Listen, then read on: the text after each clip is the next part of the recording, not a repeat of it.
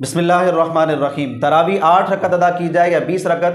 امام مالک کو دیکھتے ہیں تو ان کا قول ملتا ہے کہ مدینہ میں 36 رکعت کی ادائیگی کروائی۔ امام شافعی کا قول ملتا ہے تو وہ 20 رکعت کے قائل تھے۔ امام ابو حنیفہ 20 رکعت کے قائل تھے۔ اسی طرح دیگر ائمہ مجتہدین 20 رکعت کے قائل تھے۔ آج ہم اپنے دور میں دیکھتے ہیں تو ایک فرقے والا، ایک مسلک والا 8 پر ہی اکتفا کر لیتا ہے تو دوسرے کو بدعتی قرار دے دیتا ہے، 8 سے زیادہ کو ناجائز قرار دے دیتا ہے۔ اسی طرح ایک مسلک والا، ایک فرقے والا 20 رکعت کا قائل ہے، 20 کی ادائیگی کرتا ہے تو وہ 20 سے کم والے کو بدعتی قرار دے دیتا ہے۔ یہ عبارتیں اتنی پھیلی ہوئی ہیں، اختلاف نظر آتا ہے، ایک عام مسلمان بہت زیادہ شش و پنج میں مبتلا ہو جاتا ہے، اور یہ تراویح کے مسائل میں بہت زیادہ ذہن جو ہے نا وہ انتشار کا شکار ہو جاتا ہے۔ تو آج اسی مسئلے کو انشاءاللہ حل کرنے کی کوشش کریں گے تاکہ رمضان میں ہمارا ذہن منتشر نہ ہو، بلکہ اس مبارک سنت کو بغیر اختلاف کے سنت کے مطابق ادا کرنے کی کوشش کریں۔ سر، آج تراویح کے حوالے سے کچھ بحث کرتے ہیں، گفتگو کرتے ہیں، اور یہ آپ کے سامنے ہر سال آتا ہی ہوگا موضوع کہ اس میں بہت ہی زیادہ اختلاف پایا جاتا ہے۔ اچھا، کوئی بھی مسلک والا اس کو اپنے مسلک سے ہٹ کر حل نہیں کرتا ہے۔ ہر بندہ جس کو سمجھتا ہے، جیسے 8 والے ہیں وہ اس کو وہی دلائل لے کر آتے ہیں، 20 والے ہیں وہی دلائل لے کر آتے ہیں۔ اب 8 والا بھی تو کہیں نہ کہیں سے دلیل لا رہا ہے نا، اس کو 20 والے کو حل کرنا چاہیے۔ اچھا، 20 والا بھی کہیں نہ کہیں سے دلیل لا رہا ہے تو 8 والے کو سمجھنا چاہیے۔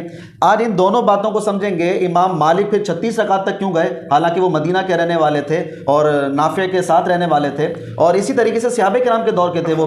امام شافعی، امام ابو حنیفہ، امام احمد بن حنبل 20 رکعت کے ہی قائل تھے۔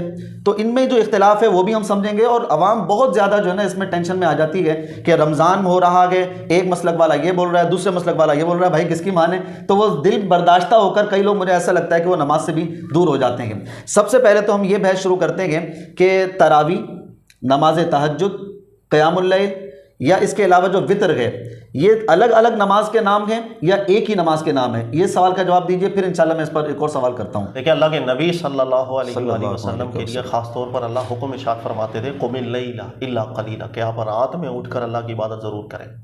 یہاں تک کہ اللہ نے دیگر مقامات میں فرمایا فتہجد بہ نافلۃ لک، کہ آپ سوئیں اور آپ پھر اٹھیں اور اللہ کی عبادت کریں۔ یہ خاص ایک منصب تھا رسول اللہ صلی اللہ علیہ وسلم کا، مشروع کیا، امت کے لیے بھی مشروع ہے۔ رات کی نماز اور اللہ رب العزت سے اس وقت ہم کلام ہونا، اپنی حاجات ذکر کرنا، ایک ایسا وقت ہے زبردست قسم کا۔ دنیا آپ کے سامنے نہیں ہے، دنیا والے نہیں ہیں، مصروفیت نہیں ہے، تو انسان بالکل اپنے دل و دماغ سے فارغ ہو کر اللہ کی بارگاہ میں حاضر ہوتا ہے۔ تو اس کی مشروعیت تو قرآن پاک نے ذکر کر دی۔ اب رات کی نماز جو عشاء جب پڑھ لی جاتی ہے اس کے بعد آپ گھر چلے گئے، جو رات کا پورا وقت ہے اس میں کچھ بھی آپ پڑھیں گے نوافل کے زمرے میں، اسی کو نفل کہا جاتا ہے، تہجد بھی کہا جاتا ہے، وہ وطر بھی کہا جاتا ہے، اور رمضان میں اسی کا نام تراویح ہے۔ تو یہ سب ایک ہی چیز کے نام ہیں۔ اگر اس کو عمومی حیثیت میں دیکھیں تو سب کو قیام اللیل کہا جاتا ہے، صحیح، رات میں اٹھے اور اللہ کی عبادت کریں۔ صحیح۔ الگ الگ حیثیتوں میں ہم دیکھیں گے تو اس کے نام کے اطلاقات بدلتے چلے جاتے ہیں۔ مثال کے طور پر تہجد کا جو لفظ ہے، غالب اطلاق عربی کے اندر اس وقت کیا جاتا ہے کہ جب آپ پہلے سو جائیں پھر آپ اٹھیں اور اللہ کی عبادت کریں۔ ہوتا وہ قیام اللیل ہی ہے، لیکن اس میں آپ پہلے سو جاتے ہیں۔ صحیح۔ اور اگر آپ پہلے سوئیں نہیں، پہلے عبادت کریں اللہ کی، اس کے بعد اگر آپ آرام کرنا چاہتے ہیں تو اس پر پھر غالب اطلاق تہجد کا نہیں کیا جاتا، نوافل کا کرتے ہیں، وطر کا کر دیا، یا دیگر تطوع کا اطلاق اس پہ کر دیا۔ تو یہ مختلف حیتوں کے حساب سے نام بدلتے رہتے ہیں۔ اسی طرح جب رمضان آتا ہے تو رمضان میں چونکہ باجماعت اہتمام ہوتا ہے نوافل کا، رمضان کے علاوہ باجماعت اہتمام نہیں ہوتا، تو اب چونکہ تھوڑی حیت میں فرق آ جاتا ہے، اس جماعت کے ساتھ اس اہتمام کو بھی اللہ کے نبی علیہ السلام نے مشروع رکھا ہے، اپنے عمل سے بالکل ثابت رکھا، لہٰذا اس پر اطلاق پہ تراویح کہا جاتا ہے، کیونکہ سب جمع ہوتے ہیں اور جمع ہو کر کے ایک لمبی قرات ہوتی ہے، پھر تھوڑا آرام کرتے ہیں، اس حساب۔ تو حیتوں کے حساب سے اطلاقات الگ ہیں، سب کی اصل پیچھے سے قیام اللیل ہی، یعنی رات کی عبادت ہے، جو رمضان میں بھی ہے، رمضان کے علاوہ بھی۔ اچھا، اب اس پر ایک دوسرا سوال ہے کہ تراویح کی رکعت کتنی ہے؟ ابھی آپ نے جیسے سمجھایا کہ قیام اللیل کہہ دیں، تہجد کہہ دیں، وطر کہہ دیں، یا رمضان کے مہینے میں اسی نماز کو تراویح کا نام کہہ دیں، تو یہ جو سب نمازیں ہیں ان نمازوں میں ہمارے یہاں اختلاف کیوں ملتا ہے کہ کوئی 8 رکعت کا قائل ہے، کوئی 20 کا قائل ہے، اور سب سے ہٹ کر امام مالک کو دیکھتے ہیں وہ 36 رکعت تک چلے گئے؟ تو یہ الگ الگ اختلافات کیوں ملتے ہیں؟ دیکھیں، مجتہدین کرام کے دور میں کوئی اختلاف موجود ہی نہیں تھا، جب تک امام ابو حنیفہ، شافعی، مالک، حنبل، امام اوزاعی، سفیان ثوری، بڑے بڑے اکابرین تھے، ان کے آپ نفس استدلال کو پہلے سمجھیں گے تو کوئی اختلاف ہے ہی نہیں۔ ہمارے دور میں یہ ہوتا ہے کہ جب ہم لوگ کتابیں پڑھتے ہیں تو ہم وہ استدلال کی یا متمسک کی کامل معرفت چونکہ حاصل کرتے نہیں ہیں، اس لیے ہمیں ایسا لگتا ہے کہ یہ اختلافات ہیں۔ دیکھیں نفس استدلال یہ ہے کہ رات کی نماز نوافل ہے، اللہ کی عبادت انسان کرتا ہے، رسول اللہ صلی اللہ علیہ وآلہ وسلم نے اپنے سنت کریمہ سے رات کی نماز میں کوئی رکعت معین کی ہی نہیں ہے، صحیح 2 رکعت بھی اللہ کے نبی علیہ السلام نے ادا فرمائی ہیں، اس کے علاوہ 7 رکعتیں بھی، 9 رکعتیں بھی، 11 رکعتیں بھی، 13 رکعتیں بھی، اور کبھی کبھی 13 سے بھی بہت زیادہ بھی آگے، یہ سب چیزیں رسول اللہ صلی اللہ علیہ وسلم سے ثابت ہوئی ہیں۔ اور جب کوئی صحابی رسول اللہ صلی اللہ علیہ وسلم سے آ کر عرض کرتا رات کی نماز ہم کیسے پڑھیں، نبی علیہ السلام یہی فرماتے ہیں مسنا مسنا، 2 کر کے آپ پڑھتے رہیں جتنی پڑھ سکتے ہیں، آخر میں جا کر کے آپ اس کو وتر کر لیں۔ یہ ہے نفس استدلال جس پر اللہ کے نبی علیہ السلام نے سنت قائم کی۔ اس لیے مجتہدین کرام کے دور میں کوئی اختلاف تھا نہیں، اس میں رکعتوں کا جو معاملہ ہے یہ اپنی سہولت اپنی حساب سے آپ کر سکتے ہیں۔ مثال کے طور پر امام مالک نے اپنے دور میں دیکھا مدینہ کے اندر رکعتوں کی تعداد وہ زیادہ کرتے تھے، لیکن اس میں قرآن پاک کم پڑھا جاتا تھا، کیونکہ پیچھے بوڑھے زیادہ ہیں، وہ زیادہ دیر قیام نہیں کر سکتے تھے، تو قرأت قرآن کم کر دی، رکعتوں کی تعداد زیادہ بڑھا دی۔ امام مالک اچھی طرح استدلال سے واقف تھے، اس لیے انہوں نے کہا 36 پڑھ لو یا 136 پڑھ لو یا صرف 2 پڑھ لو، ہمارے دین کو پابندی تو لگائی نہیں۔ اسی طرح امام شافعی رحمۃ اللہ علیہ کا بھی یہی استدلال ہے کہ رکعت کی تعداد کوئی اہمیت نہیں ہے۔ مکہ کے اندر 20 رکعت تراویح ہو رہی تھی، امام شافعی نے کہا 20 پڑھ لیں، امام جتنی پڑھ رہا ہے آپ اتنی پڑھ لیں، ٹھیک ہے۔ اس لیے صحابہ کے دور میں بھی ملتا ہے کہ انہوں نے 11 رکعتوں پر بھی قیام کیا، صحابہ نے 11 سے بڑھا بھی دی تھی۔ تو نفس استدلال سمجھیں گے آپ کو پریشانی نہیں ہوگی۔ نفس استدلال یہ کہ رسول اللہ صلی اللہ علیہ وسلم نے 2 رکعتیں بھی فقط پڑھی ہیں اور 2 سے زیادہ بھی پڑھی۔ ہاں صرف یہ ضرور ہے کہ قیام اللیل میں اللہ کا جو حکم ہے وہ نظر انداز نہیں ہونا چاہیے۔ اللہ فرماتے ہیں رتل القرآن ترتیلا، یعنی قرآن پاک کو بڑی ترتیب اور ٹھہر ٹھہر کے پڑھا جائے، یہ اصل مقصد ہے۔ رات کے قیام کے اندر ہمارے یہاں بدقسمتی یہ ہے کہ 8 پڑھیں یا 20 پڑھیں، لیکن ہم قرآن ترتیل سے نہیں پڑھتے، قرآن بالکل اللہ کے حکم کو ہم نظر انداز کر رہے ہیں۔ قرآن مین ایک اہم اور مقصد ہے رات کے قیام کے اندر، وہ ٹھہر کے سکون سے آرام سے پڑھا جائے۔ اچھا، ابھی آپ جیسے کہہ رہے ہیں کہ نبی علیہ الصلوۃ والسلام سے 2 رکعت بھی ثابت ہیں، 8 رکعت بھی ثابت ہیں، 11 بھی ثابت ہیں، 13 بھی ثابت ہیں۔ بخاری شریف تو بیان کر رہی ہے 8 رکعت والی روایت، جس میں ام المؤمنین بیان کرتی ہیں کہ رمضان ہو یا رمضان کے علاوہ 11 رکعت سے زیادہ ادا نہیں کیا کرتے تھے۔ تو یہ جو اور روایتیں ہیں یہ کہاں کی آپ بتا رہے ہیں؟ دیکھیں سب سے پہلے جب بھی آپ روایت سے استدلال کرتے ہیں نا تو ہمیں طریقہ استدلال پتہ ہونا چاہیے۔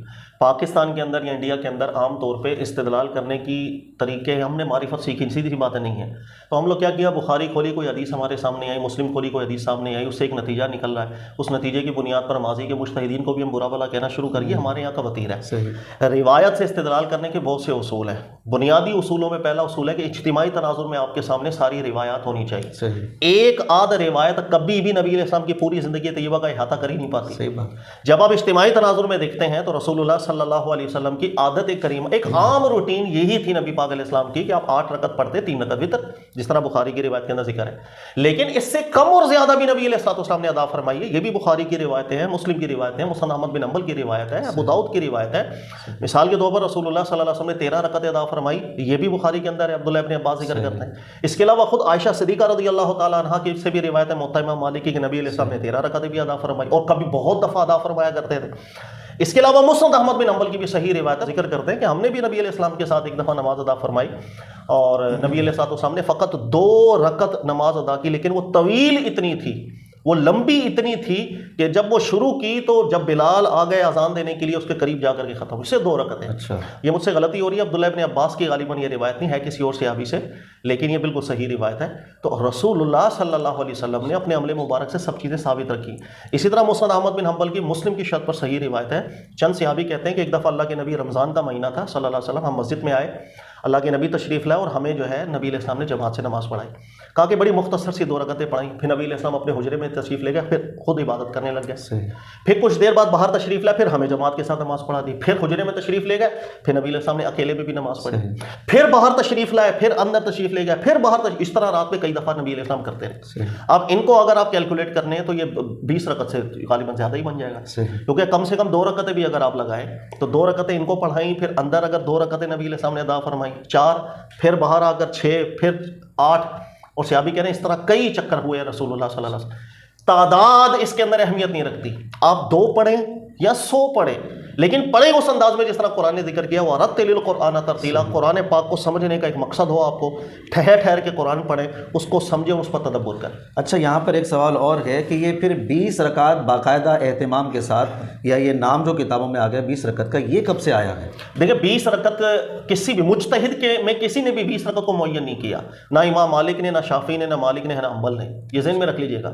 مجتہدین مطلقاً ذکر کرتے چلے گئے ہیں کہ بھائی جتنی امام رکعتیں پڑھا رہا ہے آپ کے شہر کے اندر، آپ اتنی پڑھ لیں، 20 پڑھ رہا ہے 20 پڑھ لیں۔ اسی طرح مدینہ میں بھی زیادہ پڑھتے ہیں زیادہ پڑھ لیں، اکیلے گھر میں پڑھنی اکیلے گھر میں پڑھ لیں۔ تعداد کی بحث نہیں تھی، یہ بحثیں بعد میں آتی ہیں کہ جس وقت کوئی آپ پر اعتراض کر دے۔ مثال کے طور پر آپ کے شہر میں 20 رکعتیں ہو رہی ہیں پاکستان میں بہت عرصے سے، اب یہاں پر کوئی شخص اٹھے اور اعتراض کرے نہیں یار 20 سے کم بھی پڑھ سکتے ہیں یا 20 سے زیادہ بھی، اب اچانک ہی ہمیں ایک ضد بازی پیدا ہو جاتی ہے، استدلال کو ہم سمجھتے نہیں ہیں اور ہم فوراً پھر ایک ڈٹ جاتے ہیں کہ نہیں 20 ہی ہے، شروع سے ہم یہی پڑھتے ہوئے آ رہے ہیں۔ استدلال کی معرفت ضروری ہوتی ہے، 20 معین کبھی بھی کسی نے نہیں کی۔ خود آپ فقہ حنفی کے امام ابن الحمام صاحب کو فتح القدیر میں پڑھ لیں، انہوں نے بھی ذکر کیا ہے جو 20 رکعتیں ہیں اور رسول اللہ صلی اللہ علیہ وسلم سے تو ثابت نہیں، انہوں نے کہا کہ نبی علیہ الصلوۃ والسلام کی عادت کریمہ 8-11 کی تھی، کہا کہ ہاں صحابہ کرام نے اس میں اضافہ کیا تھا اور 20 رکعت تک لے کر چلے گئے تھے صحابہ کرام، تو کوئی نہیں جائز ہے، آپ کم کریں یا زیادہ کریں۔ اب اس میں سب سے بڑا اعتراض جو آج کل کے مسلک والے کرتے ہیں نا، وہ یہی کرتے ہیں کہ اگر عمر فاروق نے 20 رکعت قائم کروائی تو عمر فاروق نبی کے خلاف کیسے جا سکتے ہیں؟ ایک بات یہ، دوسری بات یہ جو بھی جس پر ہماری بحث چل رہی ہے بخاری کی ام المومنین والی روایت کہ جس میں ہے کہ رمضان ہو یا رمضان کے علاوہ نبی علیہ الصلوۃ والسلام 11 رکعت سے زیادہ ادا نہیں فرماتے تھے۔ کئی حضرات کا کہنا یہ کہ جناب یہ تراویح کا مسئلہ ہی نہیں ہے یہ، بلکہ اس حدیث سے کوئی ایسی نماز ثابت ہو رہی ہے جو پورا سال چلتی ہے اور وہ تہجد کی نماز ہے، تو وہ کہتے ہیں جناب اس روایت کا تعلق تو تراویح سے ہے ہی نہیں۔ اب ان کو کیا جواب دیں گے؟ دیکھیں دو چیزیں ہیں، نمبر ایک، عمر فاروق سنت کے خلاف کب گئے؟ اگر آپ کو نفس استدلال معلوم ہو تو عمر فاروق بالکل سنت کے خلاف نہیں گئے۔ صحیح بھائی عمر فاروق نے کیا کیا؟ 8 پڑھے تھے، ان کو زیادہ کروا کر 20 پر لے گئے، اس میں کیا خلاف ہے؟ نفس استدلال ہے ہی ہے کہ رسول اللہ صلی اللہ علیہ وسلم نے کہ 2 رکعت پر بھی پوری رات کی نماز ادا فرمائی ہے، 8 پر بھی 20 پر بھی، یعنی 8 سے بہت زیادہ بھی۔ تو صحابہ اس کو اچھی طرح جانتے تھے کہ رات کی نماز کے اندر رمضان میں جو تراویح پڑھتے ہیں اس کے اندر رکعتیں معنی نہیں رکھتی ہے، قرآن معنی رکھتا ہے، وَرَتِّلِ الْقُرْآنَ تَرْتِيلًا، یہ مقصد ہے۔ صحیح۔ ابتدا کے اندر عمر فاروق نے 11 رکعتیں شروع کروائی تھی، یہ بات ذہن میں رکھیے گا، لیکن اس کے بعد پھر صحابہ کرام نے ہی رکعتوں کو بڑھا دیا، اس لیے کہ 11 رکعتیں ہوتی، 8 رکعتیں ہوتی تھی، قرآن بہت زیادہ پڑھا جاتا تھا۔ ہمارے آج کل کی تراویح کیا ہوتی ہے کہ عشاء کی نماز کے بعد ہم نے تراویح پڑھی، 1-1.5 گھنٹے میں تراویح ختم ہو گھر۔ صحابہ کے دور میں تراویح ایسی نہیں ہوتی تھی، صحابہ کے دور میں جب تراویح شروع ہوتی تھی تو سحری تک وہ پوری رات عبادت میں گزر رہی ہوتی، عشاء کے فوراً بعد ضروری نہیں ہے، کبھی کبھی عشاء کے فوراً بعد بھی شروع ہو جاتی تھی، لیکن آدھی رات کو مثلا تراویح شروع کی تو پھر سحری تک جاتی تھی، تو پیچھے لوگ کبھی کبھی اتنا دیر قیام نہیں کر پاتے، تو صحابہ کرام نے پھر رکعتیں بڑھا لی، قرآن کی قرأت کم کر دی۔ تو آپ کو استدلال معلوم ہونا چاہیے، یہاں رکعتیں معنی نہیں رکھتی، آپ کی سہولت ہے اتنی رکعتیں آپ کر لیں، لیکن جو مقصد ہے جس کو قرآن ذکر کرتا ہے اس کو فوت نہیں کرنا چاہیے۔ اور وہ ام المومنین والی روایت کا جواب؟ ام المومنین والی جو روایت ہے ہمارے یہاں تو عموماً یہ سمجھ لیا جاتا ہے کہ رمضان سے متعلق بات ہی نہیں چلی، بالکل غلط ہے۔ رمضان سے وہ خود فرما رہی ہیں رمضان ہو یا رمضان کے علاوہ ہو، نبی علیہ السلام کی عادت کریمہ یہ تھی۔ ہمارے یہاں پرابلم صرف یہ ہوتا ہے رمضان کے علاوہ چونکہ رات کی نماز میں جماعت نہیں ہوتی، رمضان میں جماعت ہوتی ہے، تو اس جماعت کی وجہ سے ہم یہ سمجھ جاتے ہیں تراویح شاید کوئی الگ نماز، الگ نماز نہیں ہے، یہ قیام اللیل ہی ہے۔ صرف اس میں رعایت یہ ہے کہ رمضان کے اندر اس کو باجماعت پڑھنے کی طرف رسول اللہ صلی اللہ علیہ وسلم نے ترغیب بھی دلائی اور اپنے عمل مبارک سے کر کے بھی دکھایا۔ رمضان کے علاوہ باجماعت اہتمام نبی علیہ السلام نے کبھی بھی نہیں کیا۔ ہاں رمضان میں چونکہ لوگوں نے روزہ رکھا ہوتا ہے، رات میں عبادت کرنے کا شوق بھی ہوتا ہے، لیلۃ القدر بھی ہے اس مہینے کے اندر، تو کبھی کبھی، وہ بھی پورا مہینہ نہیں، اللہ کے نبی علیہ السلام کبھی کبھی، جیسے صحیح روایت ہے نبی پاک علیہ السلام تشریف لے، عصر کی نماز ہوئی، نبی علیہ السلام نے اعلان فرما دیا آج رات ہم قیام کریں گے، جو آنا چاہے آ جاؤ۔ پھر صحابہ آ گئے، نبی علیہ السلام نے جماعت سے نماز پڑھائی، پھر ایک دن چھوڑ کے اگلے دن عصر کی نماز ادا فرمائی، پھر نبی علیہ السلام نے اعلان کر دیا آج رات بھی ہم قیام کریں گے، جو آنا چاہے آ جائیں۔ پھر صحابہ اور زیادہ بڑی تعداد میں آ گئے نبی علیہ السلام۔ تو رمضان میں نبی علیہ الصلوۃ والسلام اعلان بھی فرما دیا کرتے تھے، اہتمام کے ساتھ صحابہ کو جماعت کروا دیں۔ یہ وہی نماز ہے جو عام حالت میں نبی علیہ السلام راتوں میں پڑھتے تھے، رمضان میں باجماعت اس کا اہتمام کیا، الگ سے کوئی نماز نہیں ہے۔ اچھا، باقاعدہ یہ معاملہ بھی جو نا خراب ہو گیا ہے، بالخصوص ہمارے پاکستان میں ایم اے جینا روڈ پر، دیگر بڑی بڑی مارکیٹیں جو ہیں نا، یہاں پر وہ روڈوں پر صفحے بچھا دیتے ہیں اور ایک قاری صاحب کو بلواتے ہیں، وہ کہتے ہیں جناب 6 روزہ تراویح ہوگی، اور اس 6 روزہ میں وہ پورا قرآن بھی ختم کر دیتے ہیں، اور کیا پڑھتے ہیں کیا نہیں پڑھتے کچھ سمجھ میں نہیں آ رہا ہوتا ہے۔ یہ انداز کیا صحیح ہے نماز ادا کرنے کا؟ اور کیا 6 دن اگر ادا کی ہے، ختم قرآن کر لیا، 6 دن تراویح پڑھ لی، بقیہ مہینہ کیا ان کو آزادی ہے، یا ختم قرآن اصل سنت ہے؟ ختم قرآن کر لیا دیا بس باقی چھٹی ہو گئی، یہ درست ہے؟ دیکھیں دو تین چیزیں ہیں یہاں پہ. پہلی چیز ان میں رکھیے گا کہ جب اللہ تعالیٰ نے قیام اللیل کی مشروعیت کی ہے اس آیتوں کو سمجھے. اللہ فرماتے ہیں قم اللیل الا قلیلا نصفہ او انقص منہ قلیلا او زد علیہ ورتل القرآن ترتیلا. رات جب نماز اللہ نے مشروع کی تو وہ کی اس لیے کہ رتل القرآن ترتیلا، اس میں جب اللہ کا کلام وہ ٹھہر ٹھہر کے پڑھا جائے اور بغور و تدبر کر کے سمجھا جائے، یہ مقصد ہے، ذہن میں رکھ لیجیے گا. اور ایک بنیادی اصول ہے کہ جس وقت مقصد کو آپ فوت کرنا شروع کر دیں گے نا، وہ بدعت ضرور بن جاتا ہے، وہ مشروع نہیں بنتا، کیونکہ مشروعیت اپنے مقاصد کی بنیاد پر ہی ہوا کرتی ہے.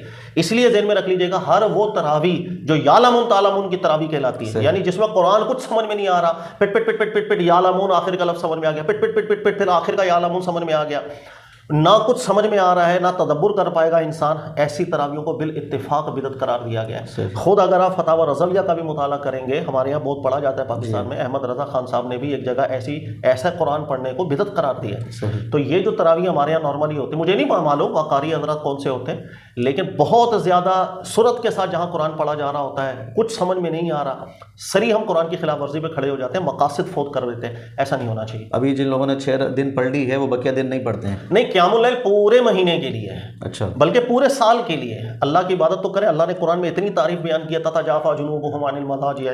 کچھ لوگ ہیں وہ بستر چھوڑ کے ان کا جسم جب ہٹتا ہے، قرآن نے بڑی تعریفیں بیان کی ہیں. جب کوئی دیکھو اخلاص کا پتہ کب چلتا ہے انسان، جب خلوت کے اندر، جلوت کے اندر کبھی انسان کا رویہ الگ ہوتا ہے. صحیح مزہ آتا ہے کہ خلوت کے اندر آپ کو کتنا کسی سے لگاؤ ہے یا پیار ہے. تو یہ خلوت کے لمحات ہیں جو آپ اللہ کے ساتھ کلام کرنے میں گزارتے ہیں، تو اللہ نے اس کی بڑی تعریف بیان کی ہے. اور قیام اللیل پورے سال کے لیے مشروع ہے. رمضان کے اندر خاص طور پہ چونکہ اس کا ایک تعلق قرآن سے بن جاتا ہے، نزول قرآن سے بن جاتا ہے، عبادت سے بن جاتا ہے، دن میں روزہ، رات میں اللہ کی عبادت، اور نبی علیہ السلام ترغیب دیا کرتے تھے بہت زیادہ. تو پورا ہی رمضان یہ مشروع ہے. آپ 4 دن پڑھیں، اس کا یہ مطلب نہیں ہے کہ بقیہ دنوں جو آپ کے لیے ختم ہو جائے گی. اچھا، یہاں پر ایک کتابوں کے حوالے سے سوال ہے. فتح القدیر کا جیسے بھی آپ نے نام لیا، بہت زیادہ ہمارے اسٹڈی کی جاتی ہے، اور آپ کو معلوم ہے کہ یہ ایک بہت بڑا درجہ رکھتے ہیں ہمارے فقہائے احناف میں. انہوں نے ایک روایت لکھی ہے، وہ مصنف ابن ابی شیبہ کی، اور ابن عباس سے وہ روایت آ رہی ہے. اس میں باقاعدہ الفاظ آ رہے ہیں کہ رسول اللہ صلی اللہ علیہ وسلم رمضان میں 20 رکعت تراویح ادا کیا کرتے تھے. اس کو انہوں نے ضعیف قرار دیا، یہ آپ کے علم میں بھی ہے، اور یعنی کہ اس سے تو استدلال ہو نہیں سکتا کہ. لیکن میں دیکھتا ہوں مطلب سوشل میڈیا پہ کئی اہل علم حضرات وہ اس طرف گئے ہیں کہ جناب مصنف ابن ابی شیبہ کی روایت ہے، ابن عباس سے 20 رکعت ثابت ہے. میرا سوال یہ ہے کہ یہ زیادہ کیوں زور لگا رکھیں گے اس روایت پر جو ضعیف بھی ہے؟ اور صرف ضعیف یہ نہیں کہ کسی نے کہہ دیا آج کے دور میں ہمارے مخالف نے، بلکہ ضعیف ہمارے متفق علیہ مجتہد نے کہہ دیا، یعنی علامہ ابن الحمام نے کہہ دیا. یہ اس کو بیان کیوں نہیں کر رہے ہیں؟ بیان نہ کرنے کی کئی وجوہات ہیں. ہمارے یہاں کا جو ماحول ہے پاکستان کا، اس کو دنیا پر قیاس مت کیا کریں. پاکستان کا ماحول بالکل ٹوٹل ڈفرینٹ ماحول ہے. سر ہم تو ادھر ہی رہتے ہیں، تو مجھے بڑا ٹینشن ہوتی ہے اس بات سے. یہاں پرابلم یہ ہے کہ میں کسی نہ کسی، یہاں ہر شخص وہ کسی نہ کسی مسلک سے متعلق ہو جاتا ہے. بھائی کیسے ہوتا ہے؟ شعوری طور پر ہو جائے، غیر شعوری طور پر ہو، وہ کسی نہ کسی فکر سے متعلق ہو جائے گا. بچپن میں ہم بڑے ہوئے تو آپ کہیں نہ کہیں نماز جمعہ پڑھنے جاتے ہوں گے، نماز پڑھنے جو آپ کے گھر کے قریب مسجد ہوگی. ظاہر ہے ہر مسجد ہمارے یہاں کسی فرقے سے متعلق ہے. وہیں کی تقریریں سن کے، بیانات سن کے شعوری غیر شعوری طور پر آپ کا ایک تعلق ہو جاتا ہے. ہمارے ہم لاکھ نعرے بھی لگائیں نا، میرا کسی فرقے سے تعلق نہیں ہے، تو یہ کبھی کبھی ایک ڈاؤٹ پیدا ہو جاتا ہے پاکستانی ہو کر شعوری غیر شعوری طور پر آپ کا تعلق ہو جاتا ہے. اچھا، پھر ہوتا کیا ہے کہ اگر یہ جو ہمارے یہاں بڑے معروف اور مشہور فرقے ہیں، ان سے نکل بھی جائے نا انسان، تو نکل کے بھی بچتا نہیں ہے، وہ کسی نہ کسی نئے فکر کے اندر مبتلا ہو جاتا ہے. فلاں فکر یا فلاں فکر. جب انسان کسی فکر کے اندر چلا گیا یا کسی فرقے کے اندر چلا گیا، ذہن میں رکھ لیجیے گا کہ پھر اس کے سامنے دین وہ ہے جو اس کی فکر کے ذریعے اس تک پہنچ رہا ہے. وہ اس کے خلاف جا کے سوچتا ہی نہیں ہے، اس سے خلاف جا کے دلائل پہ نظر ہی نہیں کرتا. بس ایک ایسا اعتماد دل کے اندر آ جاتا ہے، یار اتنے بڑے بڑے علماء، اتنے بڑے بڑے فرقے، یہی ٹھیک ہے. پھر انسان اصلاح نہیں کرتا. اسی کو میں عام طور پہ یوں بھی ذکر کرتا ہوں کہ جب انسان کسی فکر سے متعلق ہو جائے گا، وہ اصلاح کا دروازہ بند، توبہ بند ہو گئی. آپ یقین کر لیں، کوئی مجھے نہیں پتا کوئی توبہ کر، وہاں توبہ کرے گا جہاں پر بھائی ٹھیک ہے، لوگ عزت بنتی ہے نا جہاں ہو گئے. جب اس کو پتہ ہے یہ غلطی ہے، وہ کہیں نہیں سکتا میرے بڑوں نے غلطی کی ہے، کیونکہ وہ اسی فکر کی تو تبلیغ کر رہا ہے. اچھا، آپ کی جو ابھی تک گفتگو ہوئی، میں اس سے یہ سمجھا ہوں کہ قرآن میں بھی رات کی نماز کی کوئی تعداد معین نہیں کی گئی. احادیث میں بھی نبی علیہ الصلوۃ والسلام سے کوئی تعداد معین نہیں آئی ہے. 2 بھی آئی ہیں، 8 بھی آئی ہیں، 11 بھی آئی ہیں، اور کئی زیادہ رکعات بھی آئی ہیں. تو نہ قرآن میں تعداد معین، نہ حدیث میں تعداد معین. بعد میں ہمارے عمر فاروق رضی اللہ تعالیٰ عنہ نے، دیگر صحابہ نے یا مجتہدین نے ادھر لفظ کہہ دیا کہ جناب وہ 20 رکعت ادا کریں گے. مشہور ہو گیا، جس سے سب جگہ 20 چلتی گئی. تو ٹھیک ہے، ہم بھی 20 ادا کر لیتے ہیں، 20 پڑھاتے ہیں. اب مسئلہ یہ ہے کہ آج ہمارے دور میں یہ سننے کو مل رہا ہے کہ اب حرم میں وہ 20 رکعت سے کم کر رہے ہیں تعداد کو.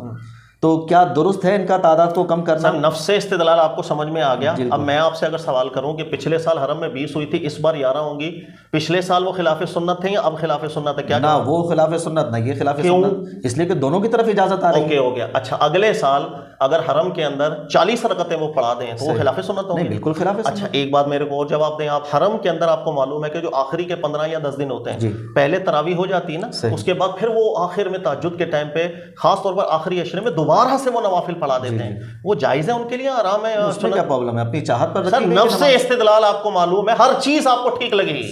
رات کی نماز میں تعداد کا تعلق کوئی نہیں. اللہ کے نبی اور سب سے بڑا جھگڑا یہ ڈال دیا, سب سے بڑا جھگڑا یہ ڈال دیا. دیوبندی بریلوی ایک طرف ہو جائیں گے, اہل حدیث ایک طرف چلے جائیں گے, اور اسی پہ جھگڑ رہے ہیں, نیشنل میڈیا پہ بیٹھ کر جھگڑ رہے ہیں, اہل علم حضرات جھگڑ رہے ہیں, نہیں جناب 8 اور وہ بولے نہیں 20 نہ وہ 20 سے ہٹنے کی کوشش کر رہے ہیں. سمجھ نہیں رہے, مجھے ایسا لگتا ہے کہ سمجھ نہیں رہے کہ جناب یہ 20 کہا تھا تو کیوں کہا تھا, کب سے مشروع ہوا 20 رکعت؟ یہ چیز ایسی تھی کہ جناب چلتی ہوئی آئی نبی سے, اور بعد میں جا کر اس پر اتفاق ہو گیا, بھائی اس کو دیکھا, اس نے دیکھا, چلو بھائی میں بھی 20 کرتا ہوں, میں بھی 20 کرتا ہوں, یہ بات پھیلتی گئی, عام ہوتی چلی گئی. تو بات کے درجے کو دیکھنا چاہیے, مجھے ایسا لگتا ہے. اس کو یوں کہا جاتا ہے کہ اصل متوسط کا پتہ ہونا ضروری ہے. صحیح. کوئی بھی مسئلہ ہے آپ کے سامنے, تراویح ہے, نماز ہے, روزہ ہے, حج ہے, زکوٰۃ ہے, کھانا ہے, پینا ہے, آپ کے سامنے جب کوئی بات آتی ہے نا اصل استدلال, پہلے جب تک اصل استدلال کا پتہ نہیں چلتا, اس کے اوپر جو جزیات متفرع ہو رہی ہوتی ہیں فقہا کی کتابوں, سمجھ ہی نہیں آتی. دیکھیں اب آپ کو کوئی ٹینشن نہیں, بھائی امام مالک کے دور میں 36 ہو رہی تھی, امام مالک نے بدعت کیوں نہیں کہا؟ آپ بولیں گے بھائی رکعت کی بات ہی نہیں ہے, نبی علیہ السلام نے کم زیادہ سب ایسا. بھائی امام شافعی کی 20 ہو رہی تھی, امام شافعی نے کہا 20 پڑھ لو, 36 پڑھ لو, 8 پڑھ لو, 4 بھائی ٹینشن کیا ہے اس میں؟ بھائی حرم میں 20 ہو رہی تھی, اب کی بار 8 ہو, کیا مسئلہ ہے؟ صحیح. جو مقصد قرآن نے ذکر کیا وہ فوت کر دیا. دیکھیں شیطان جب گمراہ کرتا ہے نا تو اس کے ہتھ کنڈے بھی اچھا کئی لوگوں کو جو نا موقع مل جائے گا, وہ کہیں گے کہ جناب دیکھا نا ہم نے کہا تھا کہ یہ وہابی ہیں, لہٰذا آپ دیکھو یہ بھی 8 ہی پڑھوا رہے ہیں, یعنی 11 ہی پڑھوا رہے ہیں. نہیں کوئی مسئلہ, بھلے میرا بس چلے, میرا اگر بس چلے اور میں اگر کہیں کا امام ہوں تو میں کبھی صرف 2 رکعت پڑھاؤں, لیکن پڑھاؤں بڑی لمبی جیسے اللہ کے نبی علیہ السلام نے پڑھا. میرا دل کرے میں کبھی 8 پڑھاؤں, میں کبھی 5 بھی پڑھاؤں, میں 9 بھی پڑھاؤں, میں 11 بھی پڑھاؤں, میں 13 بھی پڑھاؤں, میں 13 سے زیادہ بھی پڑھاؤں. اس لیے کہ جب اللہ کے نبی علیہ السلام نے کسی چیز کو معین نہیں کیا, مجھے نہیں, مجھے جو میرے پیچھے پبلک ہے مجھے اس کا شوق دیکھنا ہے.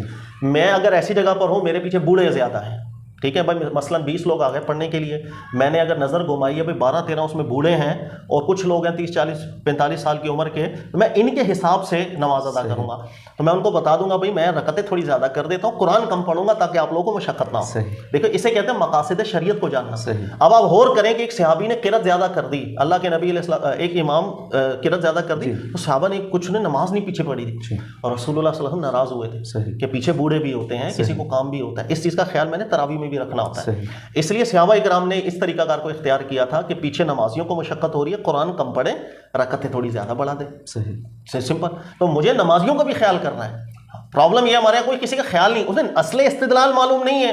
20 ایک رٹی رٹائی بات ہے, بھائی 20 رکعت پڑھیں گے, 20 میں پورا قرآن ہم نے ختم کرنا ہے, اور پورے قرآن پاک کو بھی ختم کرنے میں رکعتیں 20 ہیں, عوام ٹائم زیادہ بھی ہو جائے گی, لوگ پریشان ہو جائیں گے, لہذا قرآن بھی ہم نے اسپیڈلی پڑھنا ہے, کچھ معرفت حاصل نہیں ہو رہی لوگوں کو, کوئی تدبر کرنے کا, وہ بالکل مقاصد شریعت ختم ہو چکے ہیں. اچھا پچھلے سالوں میں جب اپنا کورونا نہیں آیا تھا, پوری دنیا میں یہ وبا پھیل گئی تھی, تب بھی حرم والوں نے 11 رکعت ہی کروائی تھی, کوئی مسئلہ نہیں. تو وہ بھی مطلب ایک اچھے کام ہو گیا. اگر باقاعدہ حرم کی میں اس لیے بات کر رہا ہوں, اگر آپ محمد بن صالح عثیمین صاحب کو پڑھیں, واضح طور پر لکھتے ہیں کہ رات کی نماز میں رمضان کوئی رکعت کی بات نہیں ہے. آپ 8 پڑھیں پھر بھی آپ اللہ کے نبی علیہ السلام کی سنت پر ہیں, آپ 8 سے زیادہ پڑھ لیں گے پھر بھی کوئی مسئلہ نہیں ہے.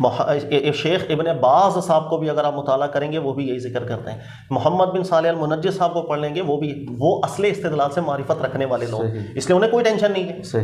ہمارے یہاں بدقسمت یہ ہے کہ ہمیں جب معلوم ہی نہیں ہوتا تو ہمارے یہاں بس پھر وہ ایک ہی قول کو لے کر کے اسی کی ترویج کے لیے دوسرے دلائل کے نظر انداز کر دیتے ہیں. یہ مسئلہ ہے. اچھا مسئلہ بیان کرتے ہوئے اس فرق کو ذہن میں رکھنا ضروری نہیں کہ آپ کوئی بھی بات بیان کر رہے ہیں تو وہ باقاعدہ کوئی مرفوع روایت میں آئی ہے یا موقوف روایت میں آ رہی ہے, تو مطلب اس کا ایک درجہ طے کیا جائے کہ ہاں جناب یہ سنت نبی ہے یا سنت صحابہ ہے. جیسے یہ تراویح کا معاملہ ہے, 20 رکعت اگر آپ اس کو سنت بھی کہیں گے تو سنت صحابہ کہہ سکتے ہیں نا, سنت نبی تو نہیں کہہ سکتے. یہ دونوں فرق کرنا ضروری ہے, بالکل کرنا ضروری ہے. اسی چیز کو کمال الدین ابن الحمام صاحب نے فتح القدیر میں ذکر کیا, اور پھر ابن الحمام صاحب کے بعد جو ہمارے متاخر علماء ہیں انہوں نے کہا بات بالکل ٹھیک کر کے گئے. ہمارے یہاں عام طور پہ یوں کہتے ہیں 20 رکعت سنت ہے, وہ کہتے ہیں کہ نہیں, لوگ متبادلاً کیا سمجھتے ہیں رسول اللہ کی سنت ہے صلی اللہ علیہ وسلم. 20 نام سے نبی علیہ علیہ السلام سے ثابت ہے. اجازت ثابت ہے کہ نبی علیہ السلام نے کم بھی پڑھی 11 سے زیادہ بھی پڑھی. انہوں نے کہا لیکن 20 رکعت پہ سنت قائم نہیں ہوئی رسول اللہ صلی اللہ علیہ وسلم کی. اس لیے امام ابن الحمام صاحب نے ذکر کیا جو بات نبی علیہ السلام سے ثابت ہے اسے سنت بولنا چاہیے. ہاں جو چیز اجازت میں داخل ہے جس پر صحابہ ہے انہیں صحابہ کا عمل کہنا چاہیے. یہ بات اتنی پیاری ذکر کی تھی کہ اس کے بعد بحر الرائق کو بھی دیکھیں یا دیگر علماء کو دیکھیں, انہوں نے انہی کے جملوں کو کوڈ کیا ہے. اچھی بات کو قبول کرنا چاہیے. اچھی بات کسی فرقے کی نہیں, اچھی بات دین اسلام کی, اور دین اسلام میرا, تو مجھے اچھی بات کو قبول کرنا ہے.